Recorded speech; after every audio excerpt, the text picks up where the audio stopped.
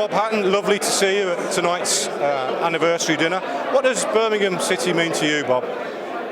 It means an awful lot, because I guess Birmingham City was a club where I was able to springboard, if you like, and it was a side that we played, of course, at the top echelons of football, so the old First Division, and second to none. I thought the supporters here in the 70s were probably the best. I mean, I had 9 different clubs, but the Blue supporters, absolutely fantastic in the 70s.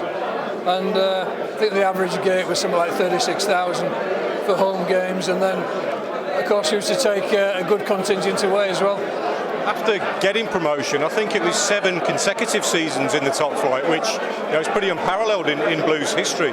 And I think that team sort of excited everybody as well. I mean, what was it like to play in? It was just absolutely fantastic. I mean, the crowd really were a goal difference, I think. I mean, our plan used to be, let's get out there for the first 10-15 minutes. In the early 70s, we got promotion in 71, 72. Our plan was to get out and attack the opposition. But the crowd really, with their enthusiasm and their love of the team, they encouraged us with everything they could, and they made a big difference. And I'll never forget the welcome that they gave me when I signed from Carlisle in 1971. Some of the players you played with as well, I mean, some of the great names in Blues history. Yeah, I mean, when I joined, there was a young lad called Trevor Francis who was just making his mark. Bob Latchford, of course. Bob was a local lad, played local football and played for the club that his family loved and he loved. A young Scotsman called Kenny Burns, who went on to great things and become Footballer of the Year, and I think he actually won a European Cup Winners' Medal with Nottingham Forest as well. So we had a good team, but we had 1 or 2 star players as well. You've always stayed in this area. You've got that real feeling for Blues, haven't you? How do you assess the current team, and do you hope that one day that the team can get back into the top flight, into the Premier League, and recapture those sort of glory days? I hope so. We've got every. I think one thing you've got to be, if you're a Birmingham City supporter, is you've got to have hope, and we've got all the hope in the world, because the supporters will continue to support the Blues, whatever happens. If the worst thing in the world happens and they got relegated, they'll still be there on a Saturday.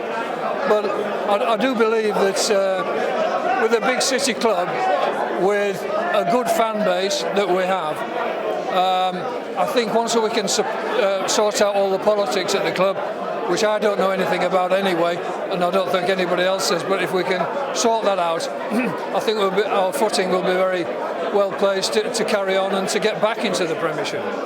Just finally, Bob, what's your favourite memory from your time at Birmingham City?